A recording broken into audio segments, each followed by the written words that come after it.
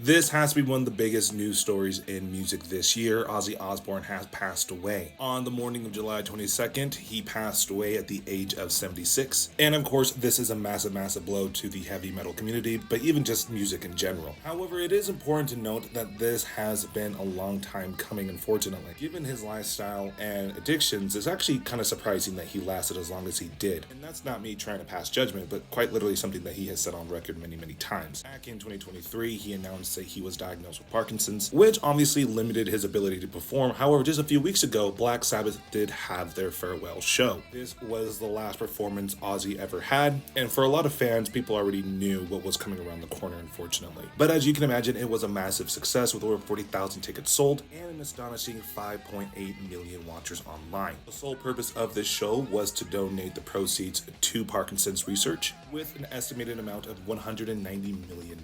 Obviously, Ozzy had an extremely turbulent life. However, what a lot of people fail to realize is when you compare it to his contribution to music, it really does pale in comparison. Ozzy by far was one of the most recognizable voices in music. He helped usher in heavy metal in the early 70s. He was the frontman for one of the biggest bands in the world. And even when he decided to have a solo career, he was still one of the biggest acts in the world. I already have a video on Black Sabbath and especially this album, but this album is one of the most pivotal albums in music history. This is the first heavy metal album. At the time, people legitimately thought that this came from the depths of hell. For how monumental this album is, it couldn't have been done without Ozzy with that phantom-like voice. It is also important to note that he did hold on as long as he did because of certain family matters, like going to his daughter's wedding. But the very fact that he was suffering through all the pain and discomfort that he was, but yet was still thinking of others, really shows you the kind of character he was.